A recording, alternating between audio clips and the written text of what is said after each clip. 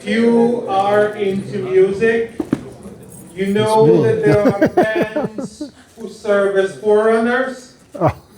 If you're into boxing, you know there are fights which serve to pump you up. Are you ready to rumble? Are you indeed ready to rumble? This is probably the main event of our intensive week. And as we all know by now, the purpose of an intensive week is not to end up needing intensive care. So I hope we will have enough energy to welcome our main speaker. He spent his whole academic life in the Chicago area. He's probably best known for his Lost World series. To some, he comes as slightly controversial because of what he says.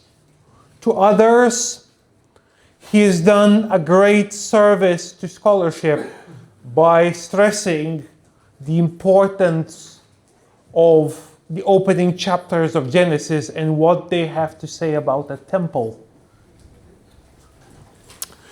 He is a thoroughly dedicated man who, according to his opinion, has no hobbies. But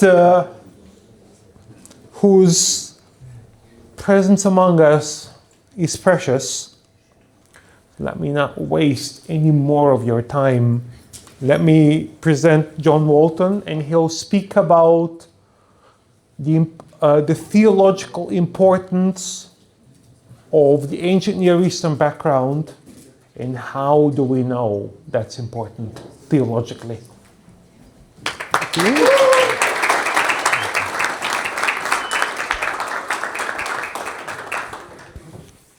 Well, good morning. Good morning. Good morning. I'm so happy to be here. We've been planning this for a year and a half, and now finally the day has arrived. I would hate for my colleagues who preceded me here this week to think that they were just the warm-up act, but I'm glad to be here to be talking about these important things with you. So, I've been scheduled to talk about the theological import of the literature and culture of the ancient Near East. For some people, they would put a big question mark here. I should have had one float in on the screen, oh well. But that's because people might say, well, I can understand that the ancient Near East, Babylonian, Egyptian, Assyrian, Hittite cultures give us increased understanding. Well, fine. But are they really theologically significant? Okay, and that's something that we want to talk about today. So I'll be talking about how the ancient Near Eastern materials can help us understand the Old Testament better and lead to theological significance. And I'll help us think through how that happens. I'll be giving many different kinds of examples that will help us to evaluate all of this. So, we can start with the pictures I've got here on the screen. On the left side of the screen, we find a relief. And that's one way that we learn things, from visual iconography. This is a particularly interesting piece. It shows a god perched on the back of a bovine, a bull, a calf. And it gives us some interesting information that helps us understand a biblical passage better. When we read about the golden calf in Exodus chapter 32, when we read it as modern readers, we may not have clarity about what's going on here. What are they building? Is the golden calf another god? And yet when we're reading the text carefully, we note that it says that When it's completed, Aaron says, let's have a festival for Yahweh. So it's not another god. Somehow it's Yahweh. So is the calf Yahweh? That's another thing that people might think, that the calf itself is a god. No, that's not the case either. And a relief like this can help us to think about this. When they made this calf, they're not making a god. They're making a pedestal for a god, just as it is here. The calf figurine was intended to represent a pedestal and what we call an emblem animal. That is a symbolic animal that would accompany the god and would reflect some of his attributes. And so the idea would still be that their God Yahweh would be perched on the top of the calf figurine, not visible, but assumed to be there. It gives us a deeper understanding of this passage, just from a relief from the ancient world. And by the way, there are many like this of various sorts. So this is not unique. This is an idea of how iconography can help us understand a biblical text better and sharpen our theological reading of that text. We move to inscriptions. That's a barrel inscription of Nabonidus at the top. It's a famous one because it happens to mention his son Belshazzar. And until this inscription was found in the late 19th century, it was fairly typical for some scholars to say, oh, there's no such guy as Belshazzar. We know the last king of Babylon. It was Nabonidus. But then, of course, we discovered that his son Belshazzar was a co-regent with him.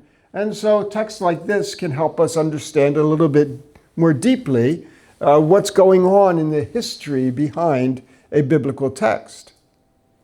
Now, of course, this is only one inscription of thousands of inscriptions. In fact, from the ancient world, we have over 1 million cuneiform texts. That's a lot of information. Some people say, can we really know anything about the ancient Near East? Well, if we just think hard about it, no, we can't. But we have their literature.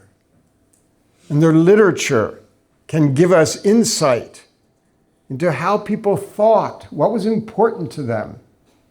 And so this literary material helps us to understand the ancient world better.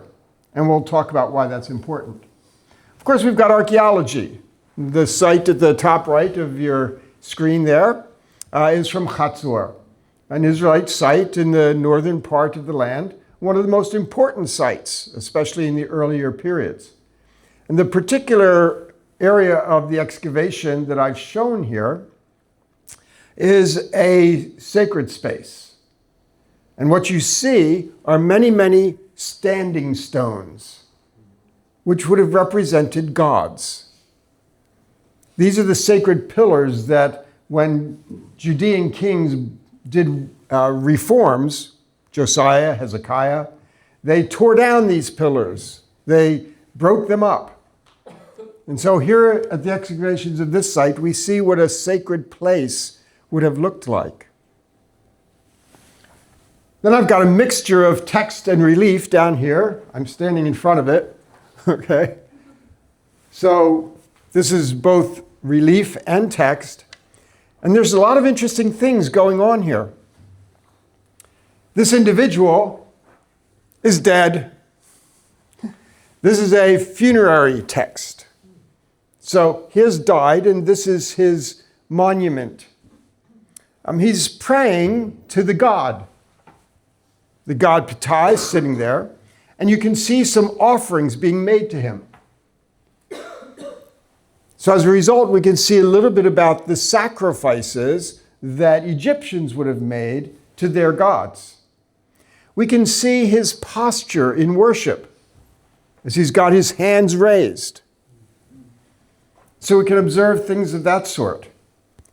But from the text, we can also understand a little more of what's going on. This man in life was blind. And he's praying to the God that his blindness will not be with him in the afterlife. So he's praying that that might not be the case. And he's concerned because he is confessing a sin. He's confessing that he has taken the Lord's name, his Lord's name, in vain. And so we see here this same concern for honoring the name of your God, here expressed as something so significant that it might end up with him suffering blindness in the afterlife. So we learn a little bit about how they thought about the afterlife, at least how the Egyptians did. Remember, of course, that doesn't mean Israelites thought the same way. They didn't.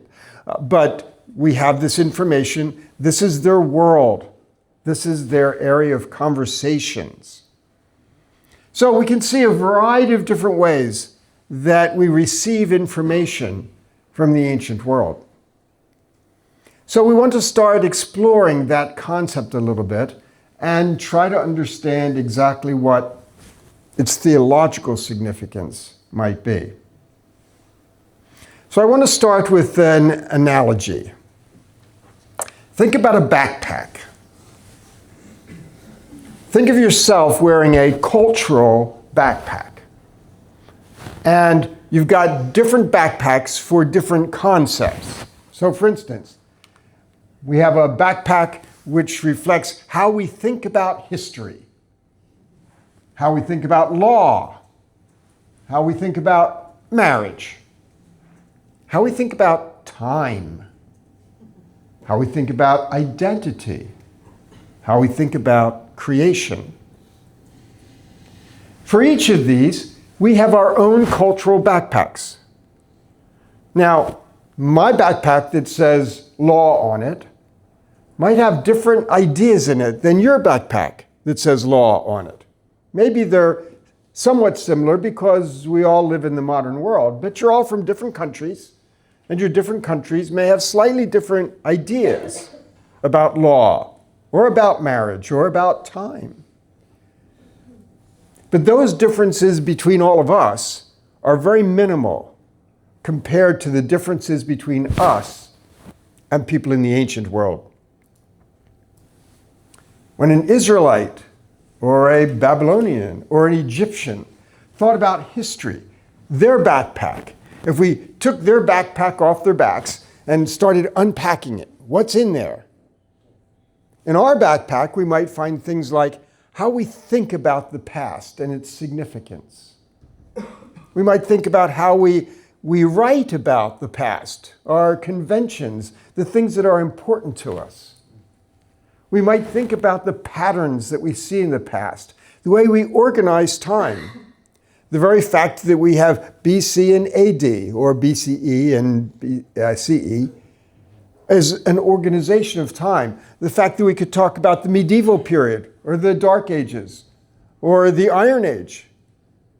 Those are ways we organize time, our understanding of the past, and how we think about history. History is not just events. History is processed. And different cultures do it different ways. If we thought about law, we think about things like legislation and legislative bodies and books of law and law schools. Those are all things in our backpack. None of those things are in their backpack. How do they think about law? Marriage. Okay, again, different cultures today have different conventions about marriage, but not many today are like the ancient world, where you have marriages arranged by clans for clan benefits, with exchange of wealth, for the purpose of reproduction. Their backpack is very different from what's in ours. They don't think about time the same way we do. They don't have hours and minutes and seconds, let alone nanoseconds. Those are things in our backpack about the significance of time, how time is measured, how time is understood. Our backpack's full of our modern ideas. Their backpack has very different concepts in it. Is this making sense to you? Okay, you understand the backpack concept. So when we look at the Bible, we're going to learn that what's in the Israelites' backpack is much more like what's in a Babylonian's backpack than what is in ours. Now, they're going to have some different things, just like we would have different things coming from different nations. But we would have a lot the same, because we live in a modern world. And likewise, Israel lived in the ancient world. And what's in their backpack is going to be very much like what's in an Egyptian's backpack or a Babylonian's backpack. When I study the Bible, I want to understand the backpack.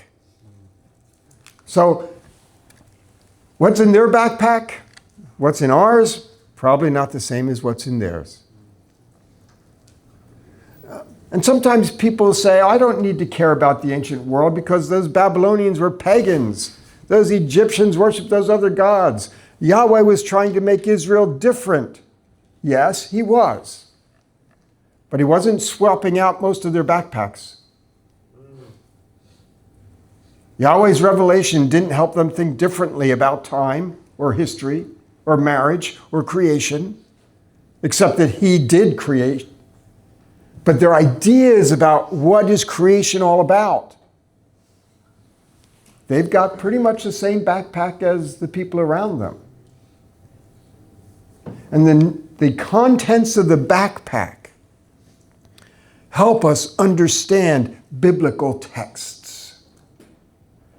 Because if we don't make this effort, we're going to be dumping our backpack all over the Bible, as if they think the same way we do. And they don't. So that's why it's important to learn about the Babylonian and Egyptian and Hittite and Sumerian backpacks, because they will help us understand some of the things that may well have been in an Israelite backpack and that are not in ours. Okay, so keep that metaphor in mind, the backpack. And what happens is, when we can study the ancient Near Eastern literature, we are seeing what's in their backpack. That's why we're studying it, to explore their backpacks in all the various areas, economics, politics. It's not just religion. It's not just about the gods they worshipped. It's about all the ways that they thought. Now, this is important to us. Exploring Israel's backpack is important to us because we've got the issue of authority. We believe the Bible has authority. That's by virtue of what we understand as inspiration. Inspiration very simply says that we believe the source of this literature is God. That's inspiration. God breathed. And it's the graphe, the scripture, the literature that is God breathed. So technically, it's not people who are inspired, it's text that is inspired. And so these texts that we so value are inspired and therefore have authority because they come from God. Our job as readers of this revelation is to submit. That's what you do to proper authority. You submit to it. So we want to submit to the authority of the text. Now, the way God decided to work it, we know this because the Bible tells us, God decided to do this through what we can call dual agency. Dual agency says that God is the ultimate agent, God is the source, but he chose to use human instruments. so there are also human agents.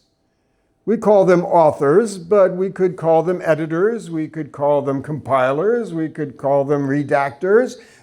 Human agents at various stages in literary production. And so, scribes would be others. Yes, so we call these human instruments. Okay, this is the dual agency, divine and human agency. That means that even though the authority of Scripture comes from God, He vests the authors with that authority. So if we're to be accountable to God's authority, we have to be accountable to the authors, to the human instruments, because that's the only way we get it. You can't do an end run around the authors and say, oh, they had no idea what they were talking about. I'm going straight to God. Good luck with that. Who are we to say what God had to say that He didn't speak through the authors? So the authority is vested in the authors, and we submit to God's authority by submitting to the author's authority. That means that the author's authority is going to be vested in the author's intentions. Literary, communicative intentions. I don't mean what's in his brain. We can't get inside the author's brain, but we can read their literature. And God says that literature carries His authority. So we need to know what they intended to say, what their words mean. And we know that to understand the full thrust of what they're saying, we have to also understand the cultural backdrop of what they're saying. Because culture is a silent partner in every conversation. Culture is a silent partner in every conversation. Sometimes, of course, not so silent, but there it is. It's true of any of us. Culture is behind the things we say. There are assumptions, cultural assumptions that you make. And when you're communicating insider to insider, somebody from your country, somebody from your town, someone speaking your language, you have certain assumptions about what they will know. And those assumptions aren't spoken, they go without being said because it's understood. But when you begin to communicate with outsiders, outside your family, outside your town, outside your country, outside your language, now you have to be aware that there are silent things going on that you now have to articulate. You have to clarify in order for communication to take place. So culture's always there, lurking in the back. There's a good example of this. There are many, many examples of this that I've used over the years. One of the ones I kind of like is Pi Day. Do you have Pi Day in this area of the world? No? So in the US, it's a fairly recent phenomenon. They have Pi Day, and it's on March 14th. March 14th, because March is the third month, the 14th is the 14th day, and of course you can represent that in numbers, so it's 314, and 3.14 are the first digits of the mathematical formula pi, which is represented by this Greek numeral, and which sounds the same as the pastry, pie. So they call it Pi Day. Now think of all the cultural things you need to know. Right? You need to know that there's numerical notation. You need to know the order of the numerical notation. You need to know that that numerical notation has a mathematical significance. You need to know that that's represented by a Greek letter. You need to know that Greek letter sounds the same as an English pastry. Culture is built into a very simple Pi Day. I found it very interesting a few years ago when I discovered that in some parts of the world, Pi Day is July 22nd. I said, why? Well, because in their notation system, they put the day first and the month second. So instead of 3.14, it's 22.7, which is the fraction that represents pi. How fascinating. Culture. Culture is underlying so much of our communication. And if we recognize that even in our own modern cross-cultural communication, how much more do we have to recognize it when we deal with an ancient culture? There are all sorts of things there that go without being said. Why? Because the Bible is insiders communicating to insiders. Ancient Israelites to ancient Israelites. And they assume that common culture. They assume the common language. They assume a common understanding of all the backpacks. And those are built into the framework of their communication. They are not thinking about us when they write. It's insider to insider. And we come at that literature as outsiders. And that means we have some fairly difficult work to do if we want to get into an insider communication. We have to know about pastries. No. You getting the idea? How important this is. You really know this because you interact cross-culturally all the time. But we have to think about it when we're reading the Bible, and often we don't. So, if authority is vested in the author, then the Bible's claims must be understood not only linguistically and literarily, but contextually. And here I'm talking about the culture. I mean, all of these are context. What the words mean, that's context. What the literature, structures, and forms are, that's context. Culture is also context. And context is everything. So, we're faced with a challenge. The challenge is that the Bible is written for us, for everybody, but not to us. It's insider to insider. It's not in our language, any of us. It's not in our language. It's not in our culture. It assumes knowledge of their language. It assumes knowledge of their culture. It makes assumptions about its audience. And those assumptions are not linked to us. So there it is. It's for us, but not to us. So if we're going to receive the full importance of a text written to them, we have to figure out what it meant to them in all its fullness before we can understand what it means for us. Therefore, first of all, we have to minimize the lens of our own culture. Can't throw these away, but yes. Minimize the lens of our own culture. Because this is natural for us, right? To have on our own cultural glasses, our own backpacks. We love our backpacks. They're familiar to us. But we have to be willing to kind of take those backpacks off and try to explore their backpack. Minimize the lens of our own culture. We can never do that entirely, of course. We're too steeped in our own culture. But we have to make the attempt. We have to realize that whenever we bring something of our modern cultural thinking onto the text, we are corrupting it. We are imposing something foreign on the text. That's us. Something that doesn't belong there, something that muddles it up. And that's why we have to make this great effort to kind of push aside our cultural ideas so that we don't force them onto a text where they do not exist. That's number one. Of course, number two, once we get get ours kind of pushed out of the way a little bit, then we have to immerse ourselves in their cultural river. Now here I get to my second metaphor. I talked about the backpacks.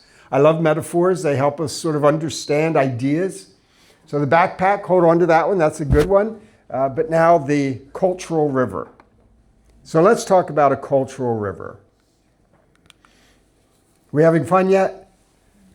Yes. Think with me, think with me. Okay, open your minds. Okay, so cultural river. A cultural river kind of combines all the backpacks, if I can say it that way. A cultural river is all the different ways that your particular culture thinks about things like history or politics or economics or religion or science or values or society, all the ways that your culture thinks. Now, I can't speak to all of your cultures, but I can talk about the United States culture, and you'll recognize some of these. When we talk about the modern United States, all these words will be coming up on the screen, and this is just a selection. We could multiply this many, many times over. But the cultural river in the United States includes all of these different things and more. Now, some of these things, as a person who lives in the United States, I look at those and I say, that's great. That's really the way it ought to be. I'm glad we're like this. I wish more people were like this. And there are other things on this list that I say, whoa, I'm not there. I don't feel comfortable with that. I wish it were different. And that's true of most everyone's cultural river. There's things that you like. There's things that you dislike.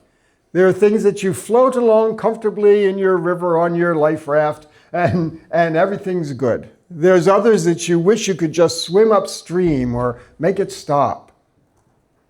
Some of the things in our cultural river are so deeply ingrained, we don't even realize there's another way. We can't imagine that there's a different way to think.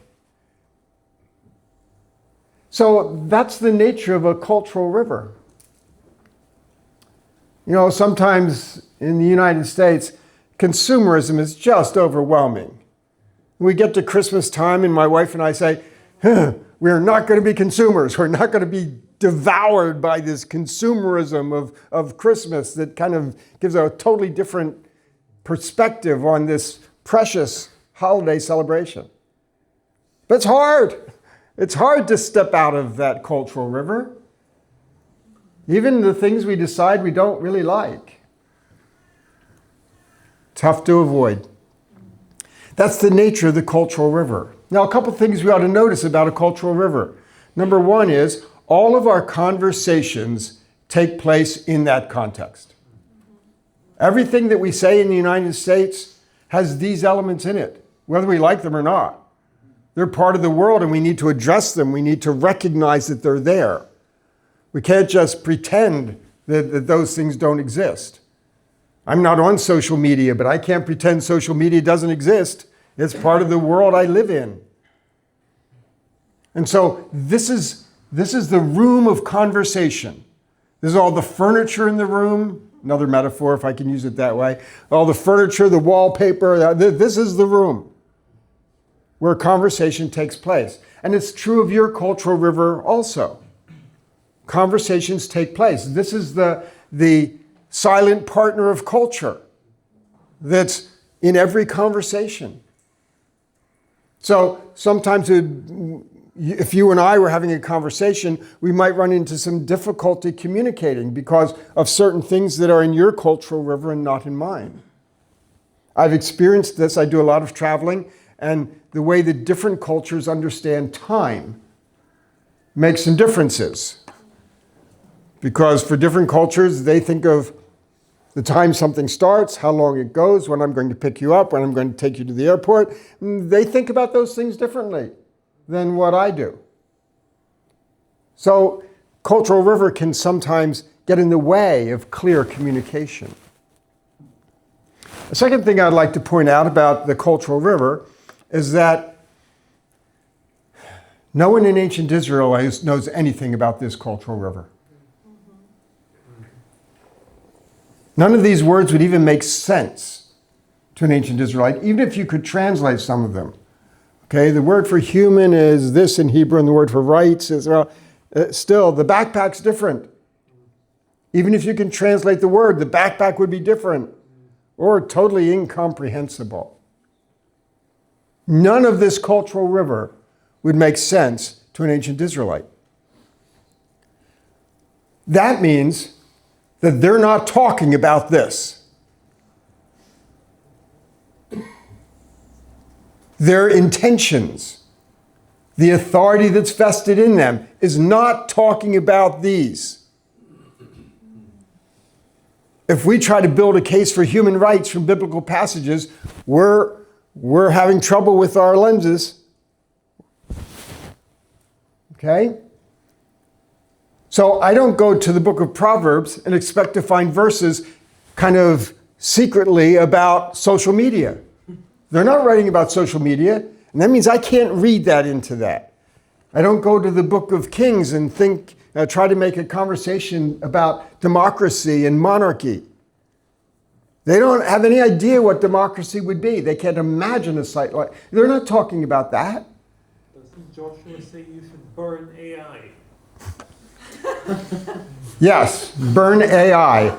Okay, so... Thank you, Alexander. I don't go to the book of Deuteronomy and expect to find a discussion of capitalism, right? I shouldn't go to Genesis and expect to find discussions of science. They don't know our science. They don't think about the world the way we do. I'm going to get questions at the end. So if you can jot down your question, remember it. We'll talk about it at the end. Okay? So they do not know our cultural river. They do not address our cultural river. They may be able to address things that we might find somehow relevant to ideas in our cultural river, but that's not the same thing. My point is that we cannot read our cultural river back into the biblical text and think that it's addressing our issues.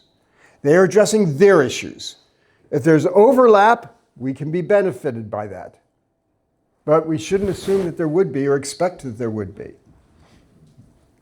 So, our conversations take place in this cultural river, and they don't understand this cultural river. And that means we have to try to, again, push that cultural river aside in order to try to understand their cultural river. So, what does their cultural river look like? Again, we can just put a few things up on the board, and most of these issues they share with the people around them. They are in the same cultural river as the Babylonians and the Egyptians and the Hittites and the Canaanites. They're in the same cultural river. Again, there are differences, just like there are differences between yours and mine. Okay, and especially some of those differences are because of the revelation that God gave them. So they're supposed to think differently about God. That's a way that the Israelite cultural river differs from the Babylonian one or any of the others. But they don't think differently about lots of these other things. Okay, they think about kingship the same way that Babylonians do. Maybe a little differently than Egyptians, because the Egyptians have a divinized kingship, so that's maybe a little bit different. Okay? But they think about all the solid sky, the closed cosmos. Israelites are thinking the same way as Babylonians are. So again, God was making changes in the Israelite cultural river. But by and large, they share a lot of the cultural river. And remember, the cultural river is the composite of all the backpacks. So Israelites thought about time the same way that Babylonians thought about time. Israelites thought about history in much the same way that Egyptians thought about history. They shared ideas of marriage. They thought the same way. This is why it's important to understand how the ancient world thought, Babylonians, Egyptians, so that we can unpack the backpacks, understand the cultural river of ancient Israel, because that cultural river is the silent partner in the conversations. They are in communication with their world, not with our world. The Bible is for us, but not to us. They are in the room of conversation with their world. And if we're going to understand that conversation, we need to try to penetrate their world. So, we might say, oh, kingship, I know what kingship is. Your backpack's very different, especially if you're thinking about King Charles. No, that's not the same. Not the same at all. What about Trump? Third. Yeah. Boy, don't get me started. Anyway. So we've got our backpack metaphor. We've got our cultural river metaphor. I've talked about lenses. I hope all of these things help you to think about, just from different perspectives, about sort of the jump we have to make. How we have to really think very carefully about how we're reading Scripture. Now, at this point, usually my audiences are feeling a little bit of frustration. They say, I used to enjoy reading my Bible, but now you're making it sound very hard. Can't you just leave me alone? I want to read the Bible as it is. I just want to go out on my porch in the morning, sun shining, birds are tweeting, and it's nice and quiet, the family's not up yet, and I just open the Bible and let it wash over me. So can't you just leave me alone? Well, at certain levels, that kind of Bible reading is fine. But there comes a point where you want to try to sort out the details, where there's things you want to find out about exactly what this text means. And the problem then with reading the Bible as it is, of course, you're already talking about a translation, has its own problems. But the problem with reading the Bible supposedly as it is that it usually means reading it from your own cultural river. And that's going to be problematic. If you only want to get the for me, for us, right, and not bother with the to them, we're going to be making the Bible say something it doesn't say, at least in some parts.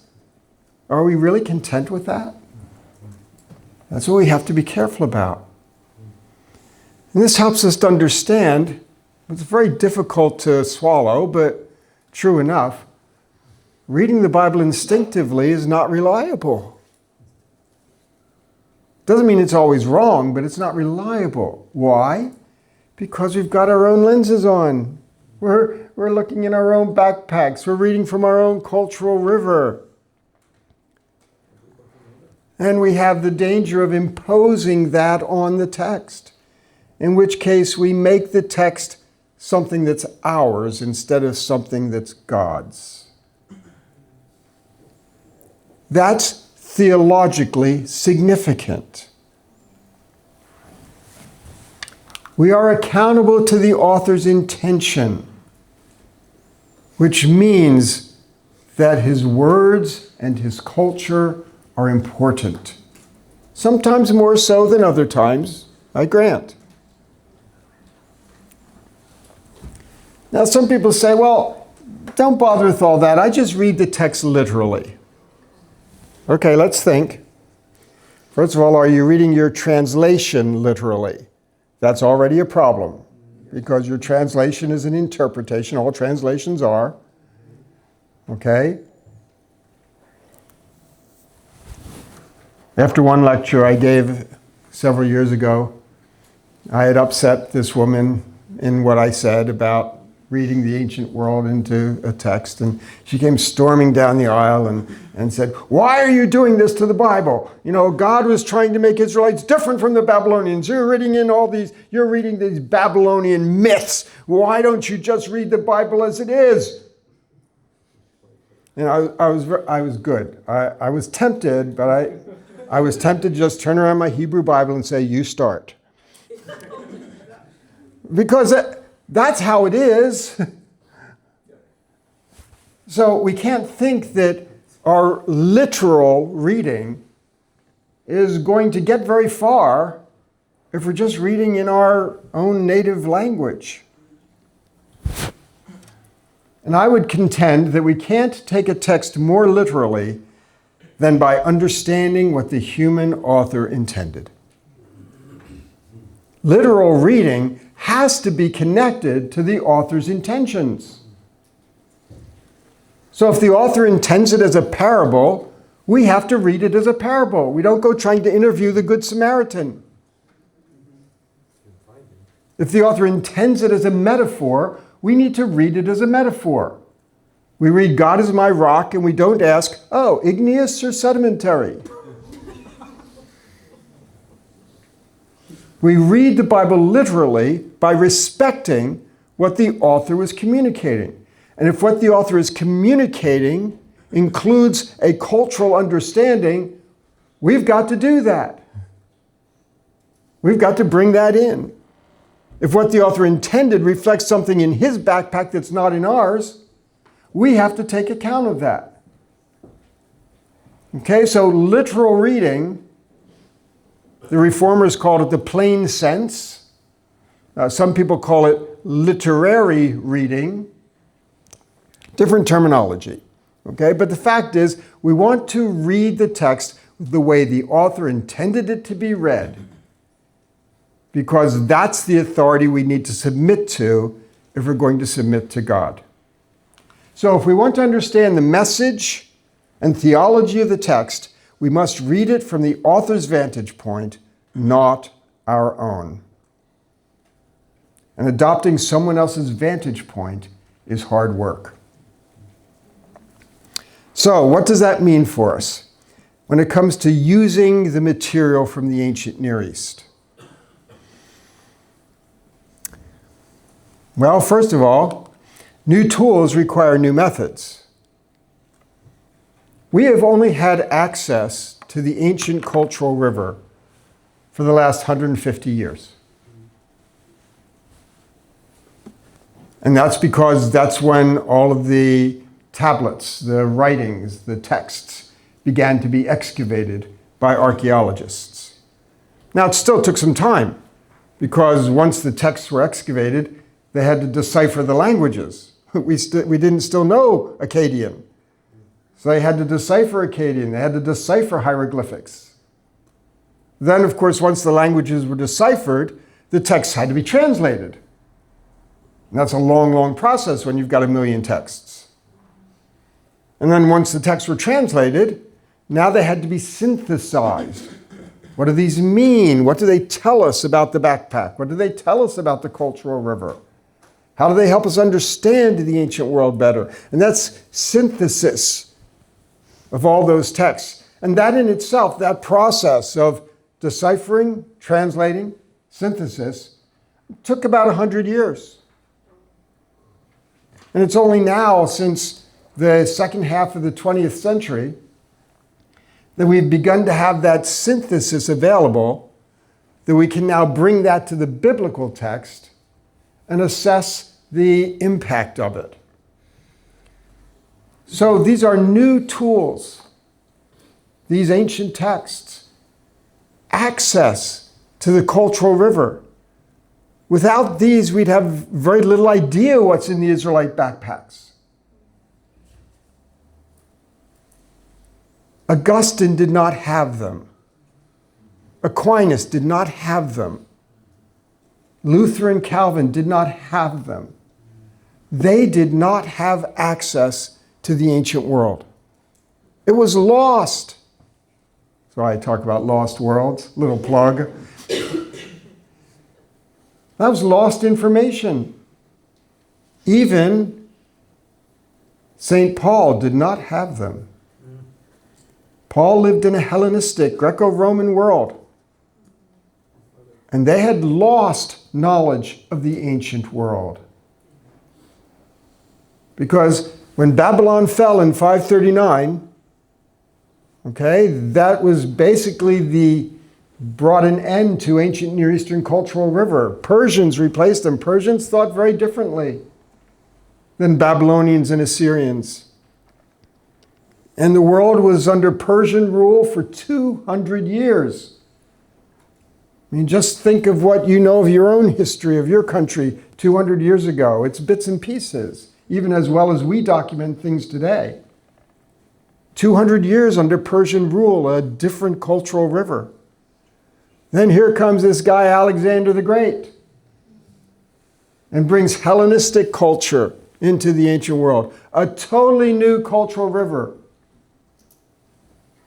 And so for several centuries, Hellenism brought a new cultural river, and that's the cultural river that the Jews of Jesus' time were in. Of course, it had morphed a little bit to the Greco-Roman world, but the Greco-Roman world was very heavily based on Hellenism.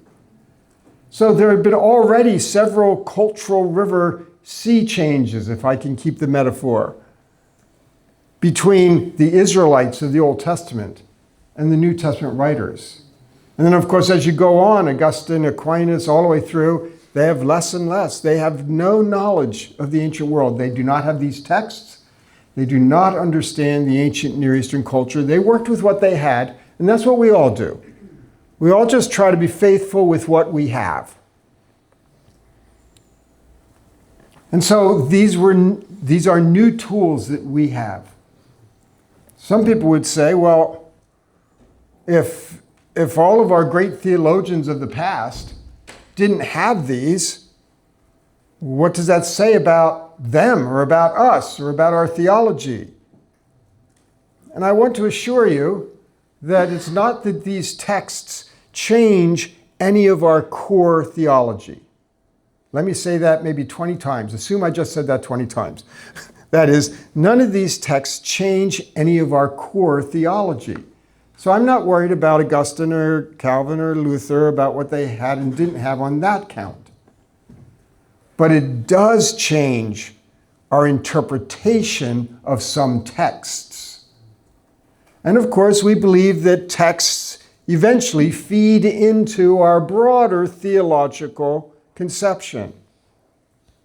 So in that sense, there is theological import, even though it does not sort of change any of our core doctrine.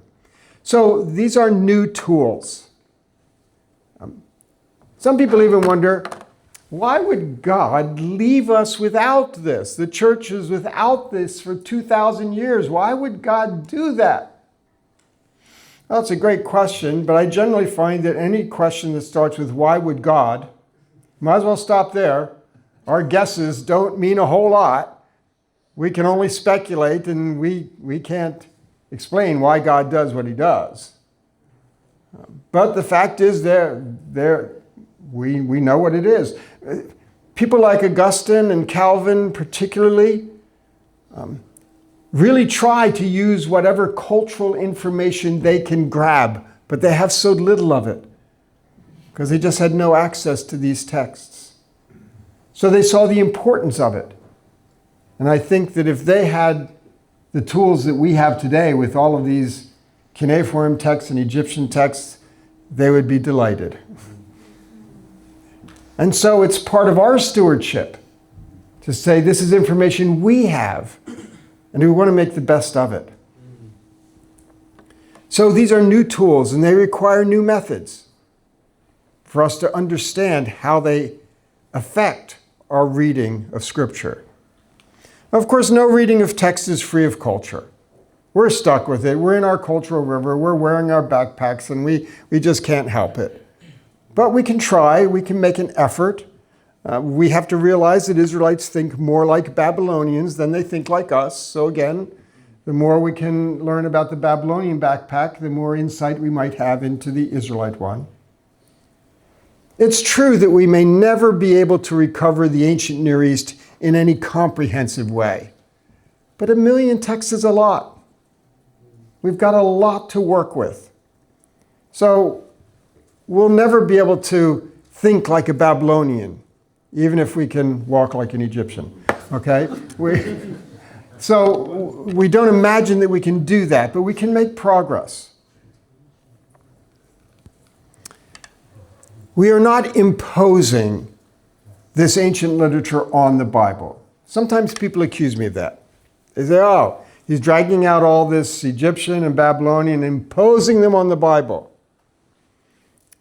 I consider that pretty much the same kind of statement if they said, why are you talking about these Hebrew words? Why are you imposing Hebrew on the Bible? Of course, I'm not imposing Hebrew on the Bible. It's in Hebrew.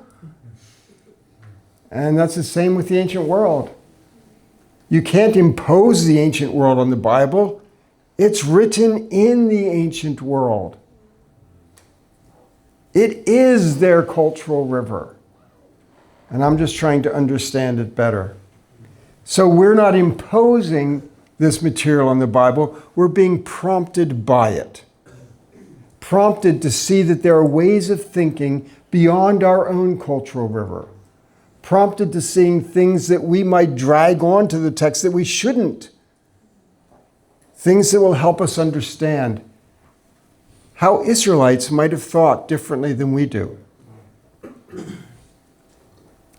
So, we may never be able to recover their world in any comprehensive way, but we can learn enough to keep us from imposing our own ideas. And just to be aware of that danger, aware of that problem, aware of that inclination, can all help us to be better readers, more aware when we're reading. Well, I think this is a good time for you to take a 5-minute break, take a stretch. You need to visit the little rooms back there. So try to make it 5 minutes, and then we'll continue.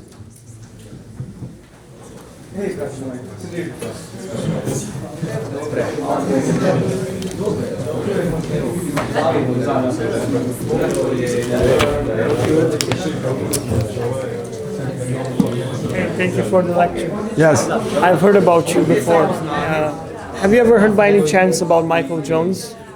Michael Jones, yes, he does podcasts. Yes, he's And he uses lots of my material. Yes, he's a Christian YouTuber that does Christian apologetics on Yes. YouTube, and I've heard of you through him. Yes, So it's an honor to meet you. yes. You're Yeah. going to be here through the whole session? Yes. Because I do want to get to your question. Yes, Yeah. I'm a full-time student. Good. So I'm curious though, just one quick question that's related to what you were saying, that you cannot read, for example, ideas of democracy into the text. But what do you make of ideas that seem to sound like and seem to have had maybe kind of roots, kind of like a maybe, how to say, like a seed form of that idea, maybe that over time maybe was developed in the first place because of the idea that was in the Bible. Let's say Deuteronomy, for example, it prescribes this kind of leadership that Israel should have as being ruled by a council of elders, which have judges appointed by each of the 12 tribes. That sounds to me like a kind of democracy in the sense of like a parliament in a way, sort of. Well, again, there are certain overlap. There's some Yeah. similarities we can identify, but it's still far from the whole ideal of what democracy is Yeah. in our modern way of thinking. So, yes, certainly there are ways that we might see some overlap. We see some overlap in an Israelite concern for human rights, well, but not quite the same way that we do it today. So Yeah. there's overlap. Yeah, Yes. yeah, yeah. John, can I introduce you to Sure. my student Adrian? I think he has the question as well. Yes. This was amazing. Even though I would translate, I was fully paying attention. Most of the things you mentioned, we learned in hermeneutics last year. So it's fantastic Oh, good. how it goes together. And especially when you mention Babylonians, because yes, when you think about it, by searching Babylonians a little bit more, we can even understand Israelites better, even though, Yeah. they're two separate nations, but they really have similar cultural river.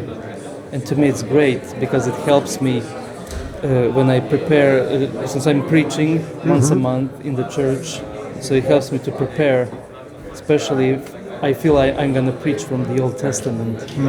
It's really tricky that we don't impose our Right. thinking, our cultural river, and this is a good reminder. I'm glad you're taught that in your hermeneutics classes. No, our professor, he was fantastic. And he really, there was a joke he said about sin. He said, anywhere, Babylon everywhere. So wherever you go, Babylon is everywhere. Even okay, today's Babylon cannot be measured with this. Right. Right. So is my pace okay for your translating? Fantastic. We're good? And the good thing is, most of the things you said, I remembered from the classes, and was so. This is something I heard about. Thank you. Thank Yeah, you. yeah, This good. is all I'm going to say. Yeah, Thank you. good. I'm hoping the pace is okay, that I'm keeping everybody interested. No. All of it. No, it's All of Engaged it. and, yeah. And I love your sense of humor. Yeah, So it's fun. This is So does this am I just repeating things people already know? so they are second year. Yeah. They had my introduction to the Old Testament. I forgot her as well. Yeah. She also taught this part. But I mentioned also Ervin Budiselic, professor Yeah, from in hermeneutics. Ervin Yeah. mentioned a lot of things from Of course, here. that's. I hope I'm not hermeneutics. just telling them no, things no, they no, already no, no, know. no, Yeah. no, you are not. You added, he never mentioned cultural river per se. Well, that's professor. So your perspective in this way, it just adds up. Yeah. Of course. But those are some of our students, and there are a lot of Erasmus students from all over. So There are students who absolutely. never heard of this before. Yeah. So, Good. but for me, it was easier when I was translating because I heard about this, some of the things, and Yeah. it helped me. Okay, I know this language, I know what it's talking about. So it's not you didn't start talking something totally unfamiliar to me. Yeah. Good. Excellent. So we are prompted to think how they thought in order Right. to Right. properly interpret the Bible. Yeah. I noticed that the first slide you had Hatzor on it.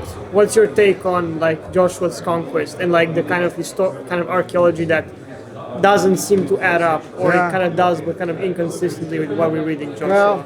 Well, the archaeology is going to be spotty, and our understanding of the biblical text has some possible options behind it. So I just don't know that we know enough yet to sort that all out.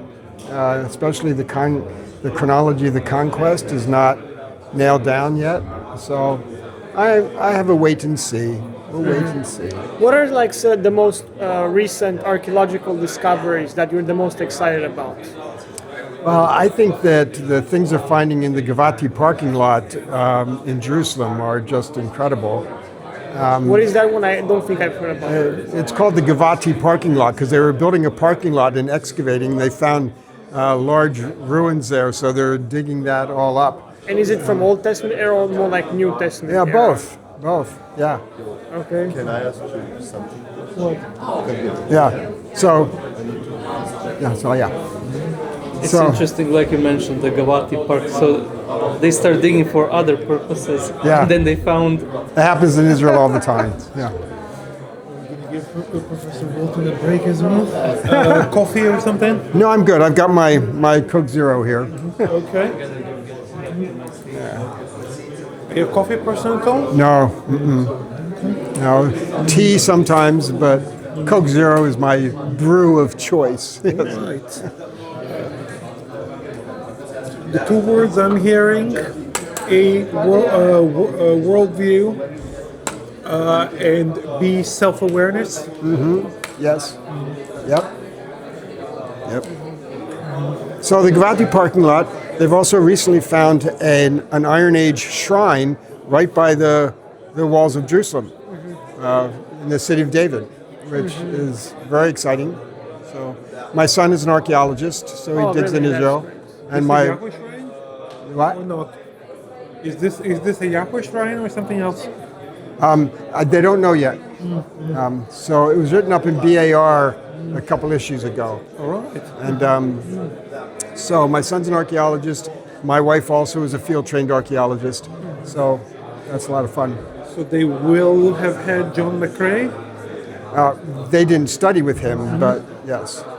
He came to teach here on a couple of occasions.